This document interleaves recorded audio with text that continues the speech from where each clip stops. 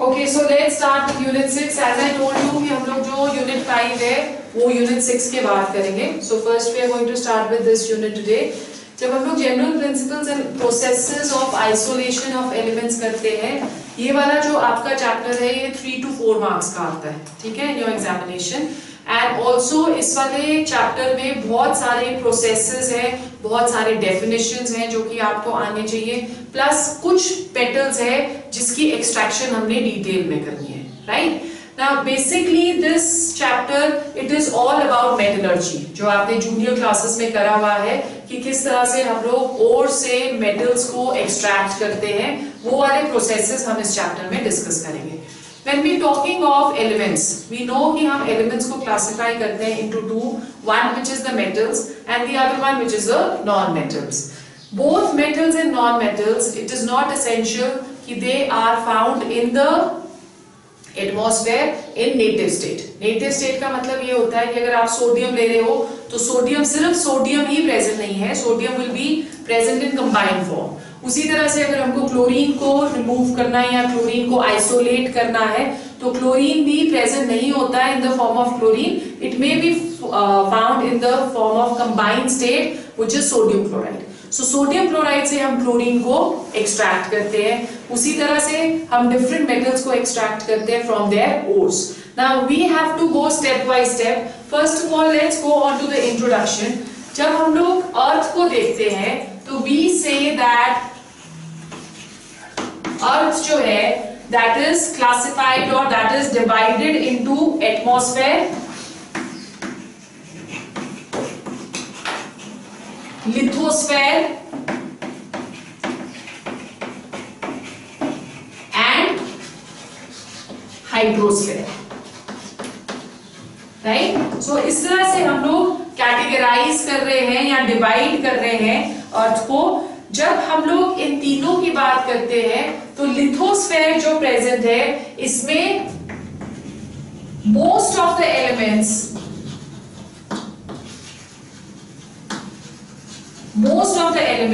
they are present in the lithosphere amongst the three. ठीक है. Now we have classified the elements, already classified the elements into majorly into metals and non-metals. We also know that the most, you can देख के हमें कैसे mostly पता चलता है कि metal है. We say that metals are lustrous in nature. That is, they have the tendency to shine, whereas non-metals are non-lustrous. जो metals होते हैं वो majorly exist करते हैं in the form of solids, whereas जो non-metals होते हैं वो exist करते हैं in the form of gases. Although solid non-metals भी हैं, जैसे carbon हो गया, carbon is a non-metal which exists in the form of graphite and diamond. ठीक है. बट फिर ऑक्सीजन, नाइट्रोजन, हाइड्रोजन, ये सारे के सारे, क्लोरीन, फ्लोरीन, ये सब नॉन मेटल्स के अंडर आते हैं which majorly exist as gases. ठीक है. अब ये जो इसपे से जो हम लोग एक्सट्रैक्शन करेंगे एलिमेंट्स की, the entire process in which isolation of elements, isolation का मतलब क्या हुआ कि हम नेटिव स्टेट से उसको अलग कर रहे हैं, that फिर उसके बाद concentration of the elements, then extraction of the elements and then purification of the elements. ये जो पूरे 4 processes है that constitutes a branch of science which is known as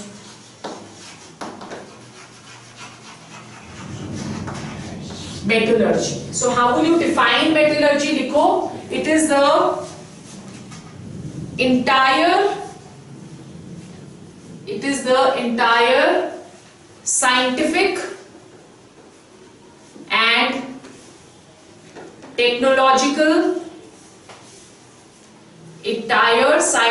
and technological processes used for isolation of metals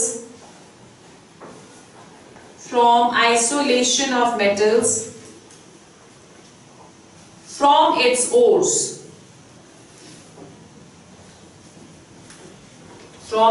ores. ठीक है. अब as I just said कि जो elements होते हैं उनका मोड ऑफ अकरेंस डिफरेंट होता है. They may exist in native state or they may exist in combined state. So we are saying there are elements which are found as it is in nature. Although ये वाले जो elements होते हैं they are very less. Native elements हम उनको बुलाते हैं. Native elements they are, for example, we have carbon dioxide. जो native elements होते हैं they are not attacked by moisture, air, carbon dioxide, oxygen. Or in other words, we can say कि native elements they are mostly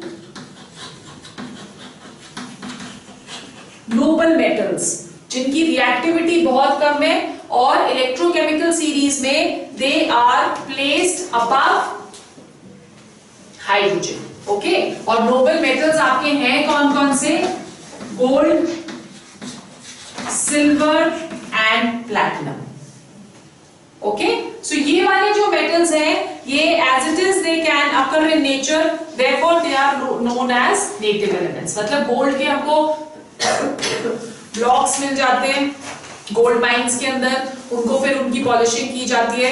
उसी तरह से platinum के भी हम लोगों को रॉ प्लैटिनम मिल जाता है, फिर उसको ग्राइंड करा जाता है, उसकी शाइनिंग लाई जाती है, पॉलिश की जाती है. So these are metals as it is ही जो अर्थ क्रस्ट में प्रेजेंट रहते हैं. क्योंकि इनकी एक्टिविटी बहुत कम है तो इसलिए यू नो दैट ऑर्नामेंट्स इनसे बनते हैं, right. Specially gold and platinum के ऑर्नामेंट्स जो है वो टार्निश नहीं होते ओवर द इयर्स, ऑक्सीजन के साथ रिएक्ट नहीं कर रहे हैं, वाटर के साथ रिएक्ट नहीं कर रहे हैं. That is the reason why they are very expensive. Silver oxidize हो जाता है, टार्निश हो जाता है, ब्लैकिश कलर में हो जाता है. That is due to the impurities which are present in silver. ठीक है. Second type mode of occurrence जो है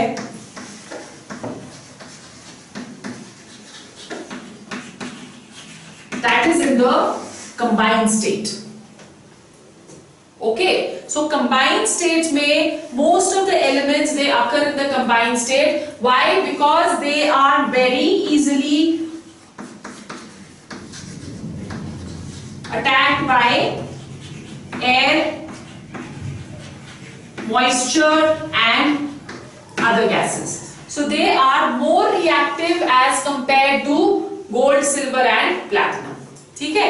ये बहुत सारे हैं, जैसे फॉर एग्जाम्पल हमारे पास हमको सोडियम एक्सट्रैक्ट करना है या हमको कॉपर एक्सट्रैक्ट करना है या हमें एल्यूमिनियम एक्सट्रैक्ट करना है, आयरन हो गया, निकल हो गया.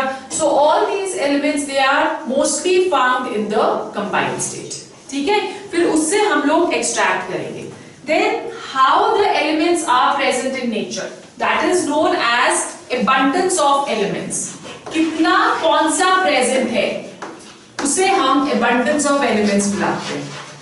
अगर हम परसेंटेज देखें of various elements, जैसे for example we have oxygen. So oxygen जो है that is approximately it constitutes of 49.5% of the atmosphere. ठीक है. फिर उसके बाद second most abundant is silicon which is 27.7%. Third most abundant is aluminium. Aluminium is the most abundant metal 8.3%, क्योंकि ये दोनों तो नॉन मेटल्स हो गए ना इसके ऊपर. So aluminium is the most abundant metal which is present in the lithosphere. ठीक है. फिर उसके बाद एल्यूमिनियम के बाद हमारा आ जाता है iron. Iron second most abundant हो गया विद अ परसेंटेज ऑफ 4.7%. ठीक है. फिर उसके बाद आता है कैल्शियम 3.4%. कैल्शियम के बाद आता है सोडियम 2.6%. फिर सोडियम के बाद आता है पोटेशियम 2.4%. ठीक है. फिर पोटेशियम के बाद आ गया मैग्नीशियम 1.9%. मैग्नीशियम के बाद आता है हाइड्रोजन which is 0.9%. ठीक है, फिर हाइड्रोजन के बाद आता है टाइटेनियम। टाइटेनियम की जो प्रेजेंस है that is 0.6।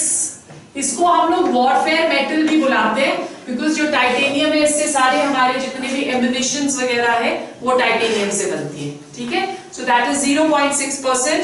Then we have chlorine 0.2% and phosphorus which is 0.1। so इससे जितने भी बाकी के एलिमेंट्स हैं they are less than these। so this is the abundance of elements। we are saying कि ऑक्सीजन सबसे ज्यादा प्रेजेंट है, राइट, और मेटल्स में सबसे ज्यादा abundance एल्यूमिनियम की है, और फिर उसके बाद आ गया iron, right. now when we are talking of metals या when we are talking of any क्या कहते हैं उसको, any elements which constitute the metals, क्योंकि आपको पता है कि जब हम पूरा periodic table स्टडी करते हैं तो उसमें मेटल्स सबसे ज्यादा है ना। फर्स्ट ग्रुप हो गया alkali metals, alkaline earth metals, फिर पूरा का पूरा डी ब्लॉक जिसको हम लोग ट्रांजिशन मेटल्स बुलाते हैं और हेवी मेटल्स बुलाते हैं, फिर F block, they are also metals, and then there are certain metals which are also present in the P block. जैसे फॉर एग्जांपल एल्यूमिनियम को हम लोग ले लेते हैं as a metal, it is present in the P block, right. फिर tin हो गया, लेड हो गया, all these they are metals which are present in the P block. So सबसे ज्यादा periodic table में metals ही present है। So if metals are present, how does these metals occur? Occurrence of metals. The metals they exist or they occur as minerals, ठीक है, or they occur as ores। क्या difference हुआ minerals और ores में? जो minerals होते हैं, you can write down, they are the naturally occurring chemical substances, naturally occurring chemical substances in the earth's crust, in the earth's crust, in which metal occurs, in which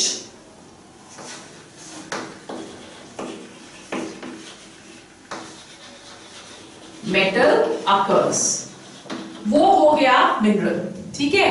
फिर और क्या हुआ? It is the mineral from which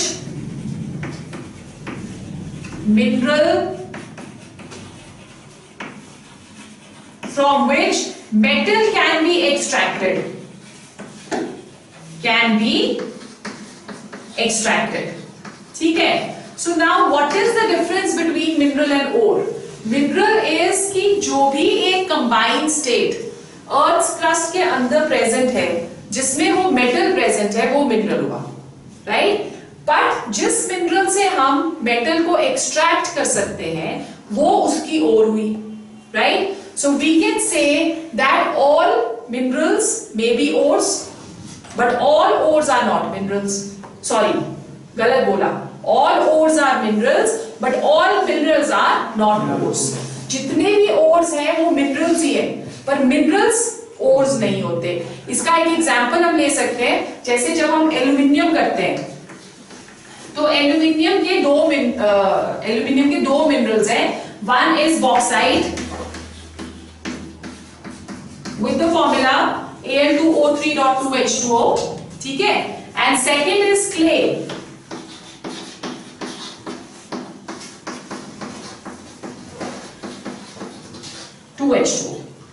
Right? One is bauxite and the other is clay.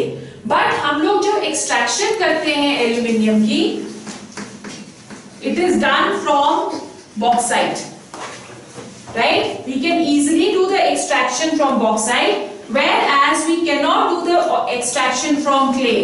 Therefore, bauxite is going to be an ore of aluminium, क्योंकि उससे हम aluminium को extract कर रहे हैं, whereas clay is just a mineral, ठीक है। So let's go on to the we can say minerals of certain compounds, जैसे certain metals. The first one that is aluminium, right. Aluminium के जो minerals हैं या ओर्स भी आप कह सकते हो, these are the ores which we are taking. The first one is bauxite with the general formula Al2O3.2H2O।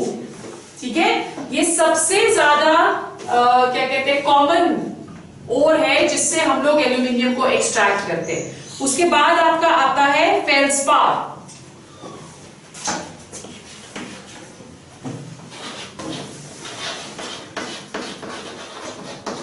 Feldspar, ये 1-1 मार्क के क्वेश्चंस आपको आते हैं एमसीक्यूज में। This is potassium aluminium silicate, potassium aluminium silicate, this is the formula. ठीक है, फिर उसके बाद फेल्सपार के बाद आता है क्रायोलाइट।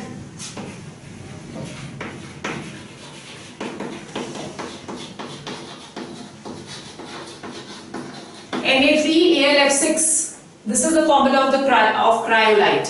ओके, और फिर उसके बाद आपका आता है कैल्यूनाइट।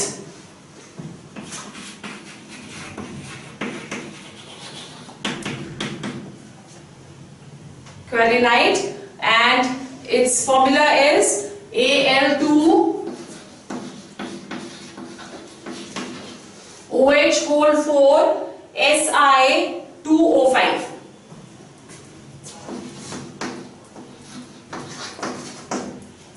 Okay, Si2O5। फिर एल्यूमिनियम के बाद आ गया आयरन, सेकेंड आयरन का सबसे कॉमन जो ओर है that is hematite, right. Nitesh खड़े होते 2 मिनट। आयरन का सबसे जो इंपॉर्टेंट ओर है that is hematite with the formula Fe2O3। ठीक है, फिर उसके बाद magnetite,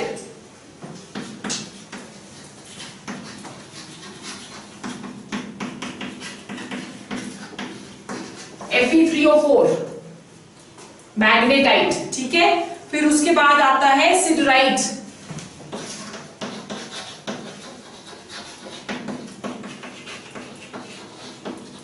FeCO3 siderite, and then we have iron pyrites. इससे भी सबसे ज्यादा हम लोग आयरन को एक्सट्रैक्ट करते हैं FeS2 iron पायराइड्स।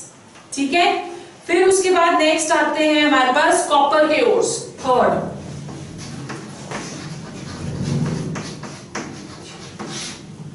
Ores of copper. The first ore of copper that is copper glance.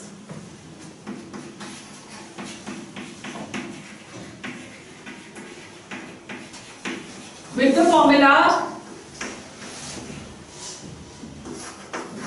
Cu2S, copper glance. ठीक है, फिर उसके बाद कॉपर पायराइट्स, इससे भी हम एक्सट्रैक्ट करते हैं कॉपर।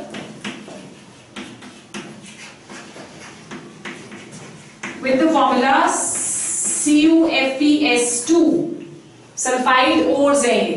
ठीक है, कॉपर पायराइट्स। फिर उसके बाद आ गया मैलाशाइट,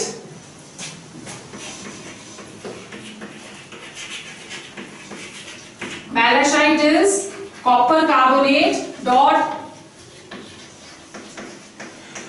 copper hydroxide। ठीक है, ये आपको आगे यूज होने हैं फिर, राइट। फिर उसके बाद हमारे पास आता है zinc.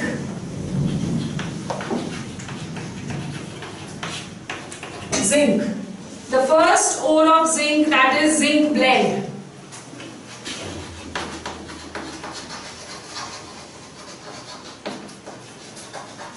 with the formula ZnS, zinc blende. ठीक है, फिर जिंक ब्लेंड के बाद है हमारे पास calamine.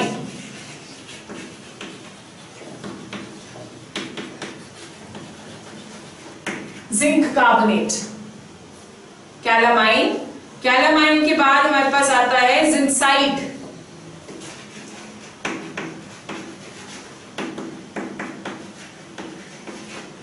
ZnO, right?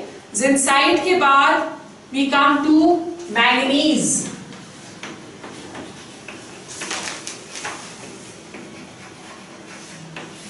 Manganese, the ores of manganese are, the first one is pyrolusite.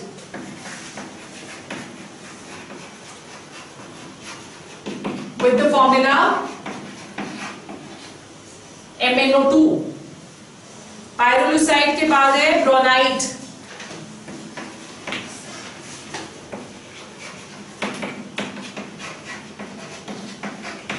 Mn2O3. ठीक है, फिर उसके बाद हमारे पास नेक्स्ट आ जाता है कैल्शियम.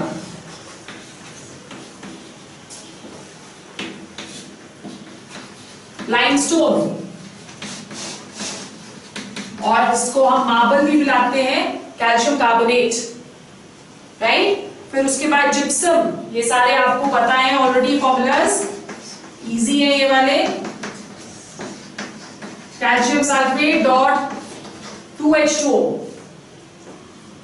ठीक है, फिर उसके बाद आ गया magnesium.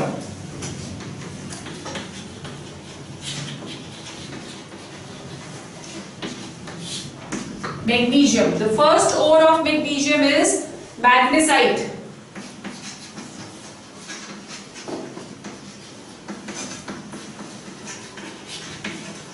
Magnesite is magnesium carbonate. ठीक है, and then we have dolomite. Dolomite is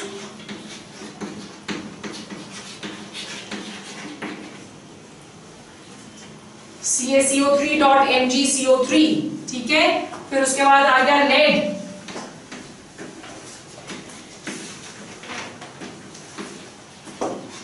galena, PbS. Galena is PbS. And then for mercury,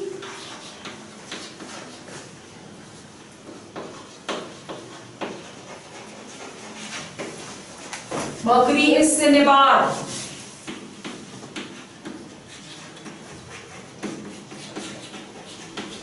HGS.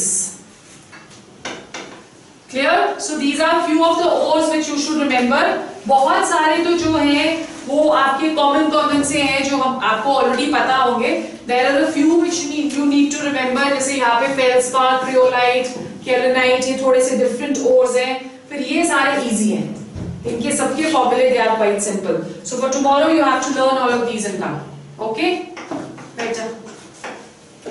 So we have done, we know what minerals are, we know what ores are, the ores from which the metals they have to be extracted.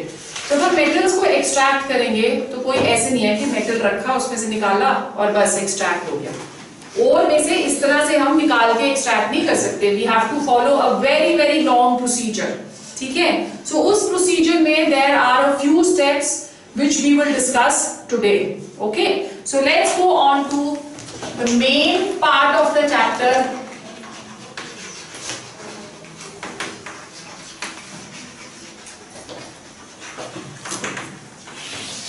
Extraction of elements. Now when we're talking of extraction of elements, first of all we are going to extract the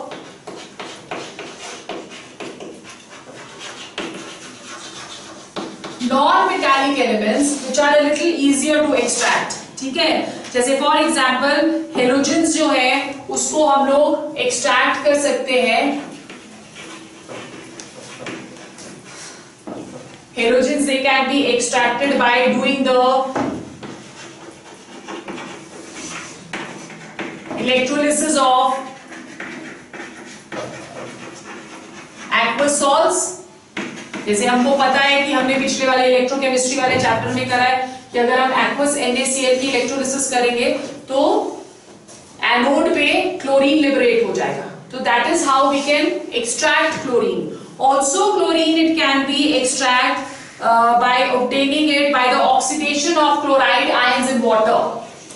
chloride के ions लिए उनको water के साथ react किया and hence we can easily gate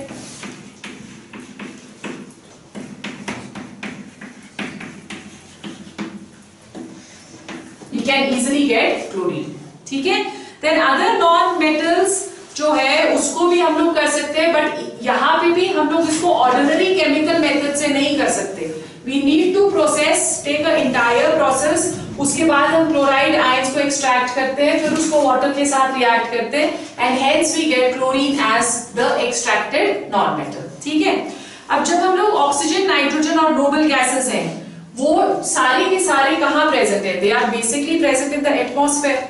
तो हम atmosphere से उनको आइसोलेट कर लेते हैं, आइसोलेट करने के बाद हम उनको प्यूरिफाई कर लेते हैं। जैसे आप हाइड्रोलिसिस करते हो वाटर का, तो हमें हाइड्रोजन मिलता है कैथोड पे और ऑक्सीजन मिलता है एनोड पे, ठीक है। So these are certain common methods by which non metals can be extracted. But metals को एक्सट्रैक्ट करने के लिए बड़ी सारी जद्दोजहद करनी पड़ती है, बहुत सारे प्रोसेसेस जो है वो हम करेंगे। So let's go on to extraction of metals. Extraction of metals के लिए हमें further we have to go through the following processes. The first process, that is crushing and grinding of the ore.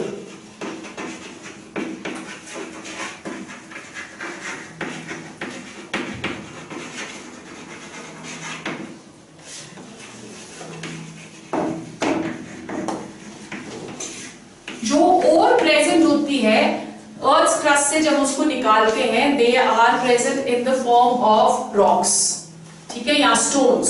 तो उसको हमें crush करना जरूरी है। तो उसको क्रश किया जाता है इन क्रशर्स और ग्राइंडर्स। जब क्रश करेंगे तो वो छोटे छोटे पेबल्स की फॉर्म में आ जाता है, ग्रैन्युलेटेड फॉर्म उसको हम बुलाते हैं। जैसे फॉर एग्जांपल, अगर आप क्या कहते हैं, रॉक सॉल्ट, पता है ना, NaCl के जो पत्थर मिलते हैं, उनको जब आप ग्राइंड करोगे तो वो पाउडर फॉर्म में तो नहीं हो जाएगा एकदम से। जब आप ग्राइंड करते हो तो वो कोर्स फॉर्म में होता है, उसमें छोटे छोटे पत्थर रह जाते हैं, ठीक है। सो पहले हम उसको ग्राइंड करते हैं और फिर उसके बाद ग्राइंड करके हम उसको स्टैम्प मिल में, सो फर्स्ट इसमें प्रोसेस क्या रहेगा, we are grinding it in crushers and grinders. फिर उसके बाद इन स्टैम्प मिल या फिर बॉल मिल, इसको हम पाउडर फॉर्म में कन्वर्ट करते हैं, राइट। सो ये जो हम ग्राइंडर, जो ग्राइंड कर रहा है हमने कोर्स, उसको हम इसमें पाउडर फॉर्म में जो कन्वर्ट कर रहे हैं, इस प्रोसेस को हम पल्वराइजेशन बुलाते हैं, ठीक है। So this process is known as pulverization. So if you're getting a question, a definition कि pulverization क्या है, तो pulverization is the formation or the conversion of the ore into powder form in presence of or in the stamp mill or the ball mill. That is your 1 mark का question, which is pulverization. अब pulverization हो गई, तो जो powder हमको मिला है उसमें सिर्फ मेटल प्रेजेंट नहीं, उसके साथ इंप्योरिटीज भी प्रेजेंट है।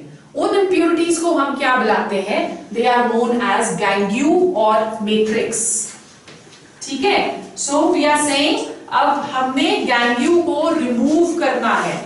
यहां पे जो पल्वराइजेशन करी, तो इस पाउडर में हमारे पास क्या है, it has the metal and it has impurities. These impurities, they are known as gangue or they are known as matrix. Okay, so अब हमें क्या करना है, गैंग्यू और मैट्रिक्स को रिमूव करना है। जब हम उसे रिमूव करते हैं, the process is known as concentration of the ore. Ore, or it is also given another name, it is known as ore beneficiation.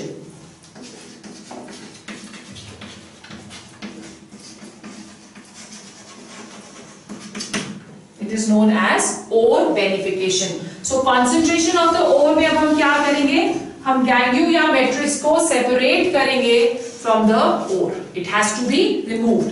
There are many methods, in fact 6 methods हैं जिससे हम लोग इनको सेपरेट करते हैं depending upon the different kind of ore, कौन सी हमारे पास ओर प्रेजेंट है उसकी बेसिस पे ही हम वेरिफिकेशन एक ओर की कर सकते हैं, ठीक है।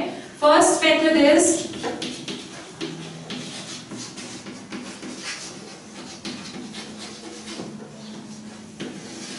Hand picking. अब अगर हमें क्या कहते हैं बहुत ओर्स हमें मतलब मेटल हमें गैंग्यू से अलग नजर आ रहा है तो हम इसमें मोटा मोटा मेटल जो है उसको हम अलग कर सकते हैं। ऑल्दो इससे 100% of your metal can not be separated, पर फिर भी काफी हद तक if you can see separate गैंग्यू particles and you can see separate this thing metal particles, so you can easily separate them from hand picking, ठीक है। सो उसमें क्या होगा कि कॉन्सेंट्रेशन, हम क्यों बोलते हैं इसमें कि concentration of the metal that is going to increase, उसका मतलब होता है कॉन्सेंट्रेशन ऑफ द ओर, ठीक है। क्लियर हो गया।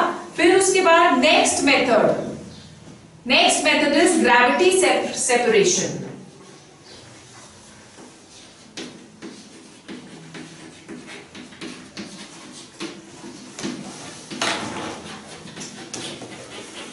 ग्रेविटी सेपरेशन या इस मेथड को हम लेविगेशन भी बुलाते हैं। इन सब मेथड्स के आपको प्रिंसिपल्स आने जरूरी हैं कि किस प्रिंसिपल के ऊपर ये मेथड डिपेंड करता है, ओके। सो इसका आप लिखो ग्रेविटी सेपरेशन और लेविगेशन का principle. This method is based on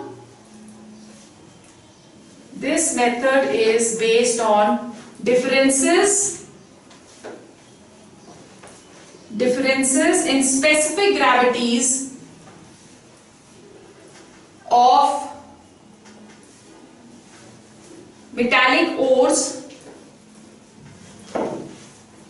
and gangue particles.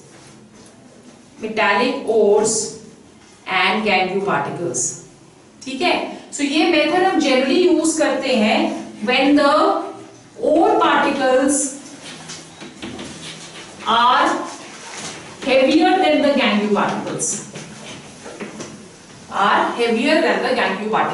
An example which I can give you over here is कि जब आप लोग राइस को धान से अलग करते हैं तो भाई वो सीप जैसी नहीं यूज करते, ब्राउन जैसे कलर की, और उसको ऐसे ऐसे करके छानते हैं तो उसमें क्या होता है कि जो वो लाइटर पार्टिकल्स होते हैं, ब्राउन कलर का जो हस्क होता है वो अलग हो जाता है, उड़ जाता है, बिकॉज दैट इज लाइटर, और राइस जो है वो पीछे उसमें वापस रह जाते हैं, ठीक है। So the same process that we are going to use over here. इसके लिए हम दो वो यूज करते हैं apparatus, one which is known as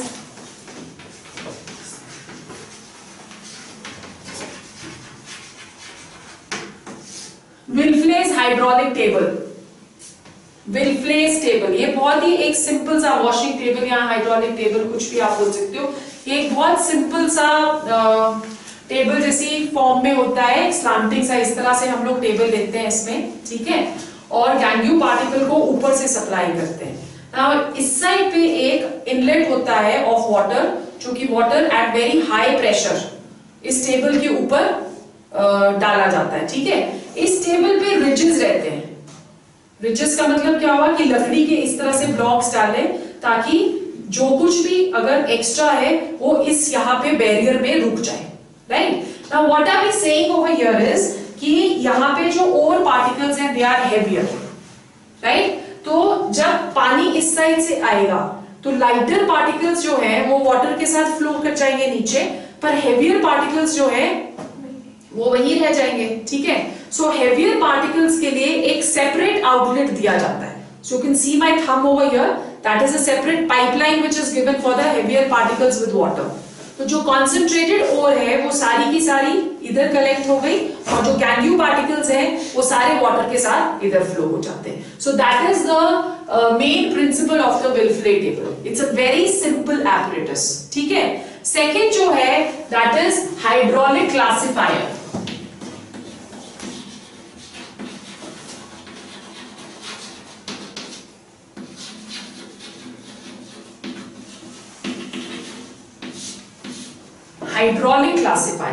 hydraulic classifier का जो एपरेटस है उसमें एक बड़ी सी फनल रहती है।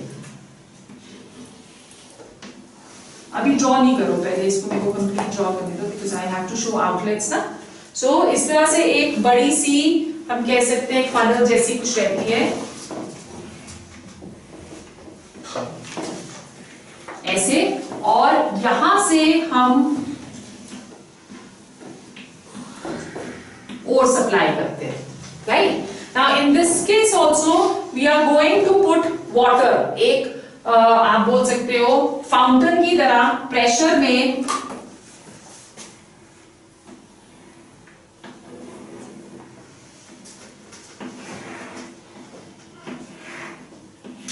एक हम इनलेट देते हैं, यहां से वाटर सप्लाई किया जाता है at a very high pressure, ठीक है। हाइड्रोलिक हम उसको तभी बुला रहे हैं। सो बहुत हाई प्रेशर पे हम इसमें डालेंगे। Now what is going to happen over here is, एक आउटलेट हम यहां से भी दे रहे हैं,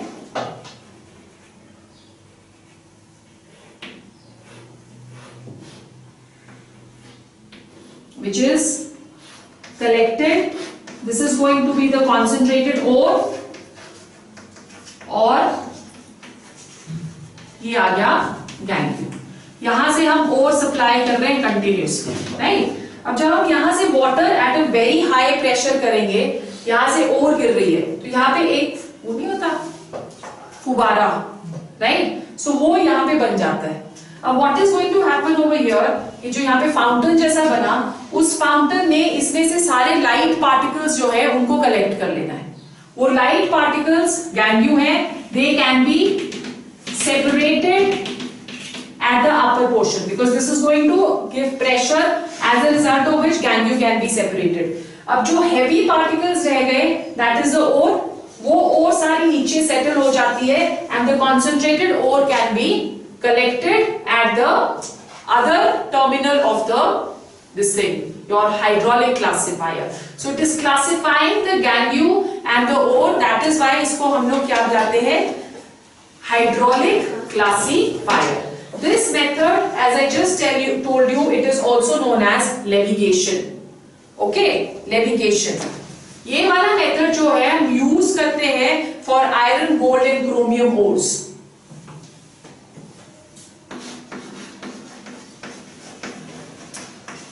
ये भी आपके लिए इंपॉर्टेंट है क्योंकि ये भी आपका आ जाता है एमसीक्यूज में कि आयरन की जो कॉन्सेंट्रेशन है हम कौन से मेथड से करेंगे। ठीक है, क्लियर हो गया। और जो आपका क्या कहते हैं उसको विल्फ्ले टेबल है, उसमें कोई दिक्कत तो नहीं है ना, you understood, alright. Then the third method we are doing concentration of ore only, that is known as magnetic separation, that is known as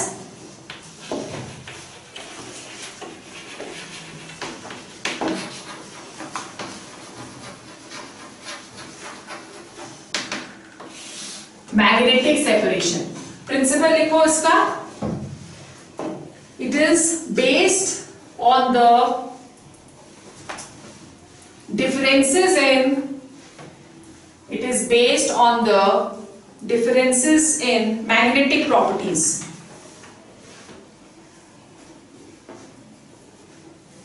ठीक है, अब मैग्नेटिक प्रॉपर्टीज का मतलब या तो गैंग्यू जो है वो मैग्नेट से अट्रैक्ट होगी या फिर ओर जो है वो मैग्नेट से अट्रैक्ट होगी, ईदर ऑफ द टू। तो इसके लिए हम लोग एक कन्वेयर बेल्ट जैसी लेते हैं,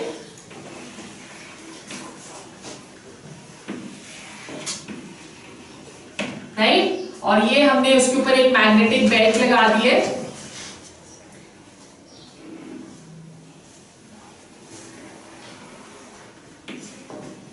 समथिंग लाइक दिस, ओके। अब ये जो मैग्नेटिक लेदर बेल्ट है, मतलब हमने बेसिकली एक लेदर बेल्ट लगाई है यहाँ पे, this is a leather belt,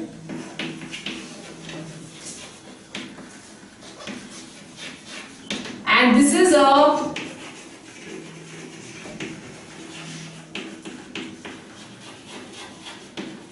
magnetic roller. Clear? Now what is happening over here is कि जैसे ही हम लोग यहां से पाउडर्ड ओर डालते हैं इसके ऊपर, this is moving, electric field हमने इधर लगाई है, इलेक्ट्रिसिटी डाली है, तो as a result of which it is going to move. हम बोल रहे हैं कि जो हमारी ओर है दैट इज मैग्नेटिक, उसमें आयरन है। ओके, सो ओर जो होगी वो अट्रैक्ट होगी, यहां से ये चलती गई चलती गई चलती गई, यहां तक पहुंची, जो गैंग्यू होगा वो यहां से अलग हो जाएगा, ठीक है, and the magnetic ore that is going to be separated at the other side, ठीक है। सो यहां पे हमारे पास सारे नॉन मैग्नेटिक पार्टिकल्स आ गए, व्हिच एवर दे आर, और यहां पे हमारे पास मैग्नेटिक पार्टिकल्स आ गए। रिमेंबर कि इट कैन बी ईदर, दोनों में से कुछ भी हो सकता है। The non magnetic particles may be the gangue and the magnetic particles may be the concentrated ore, और vice versa. Clear? So now we left with 3 more methods for concentration, which we will do tomorrow. Okay?